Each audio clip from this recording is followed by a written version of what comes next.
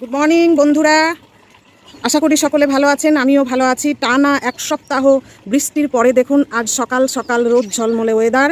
আর সেই ওয়েদারে আমি চলে এসেছি আমার ছাদ বাগানে। কিছু বেগুন হয়েছে, সেই বেগুনগুলো হারভেস্ট করার জন্য। এই দেখুন, দেখতে পাচ্ছেন নিশ্চয়। এই যে বেগুন দিয়ে আজকে আমি একটা খুব ভালো রেসিপি বানাবো, তাই সকালবেলায় চলে আসলাম আমার ছাদের গাছের বেগুন তোলার জন্য। এই দেখুন, ছেলে স্কুলে চলে গেছে, তাই একা হাতে ক্যামেরা এবং হারভেস্ট করতে।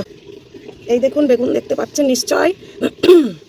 এই যে এই ঠান্ডা ওয়েদারে, মানে এত বৃষ্টিতে আমার ঠান্ডা লেগে গেছে, গলাটা ধরে গেছে। দেখুন কতগুলো বেগুন। এই দেখুন এখানে রয়েছে আমার কালো বেগুন, এই যে এই দুটো। তাহলে টোটাল আজকে আমি এই 8টা বেগুন হারভেস্ট করলাম। 6টা দেশি আর দুটো হচ্ছে এই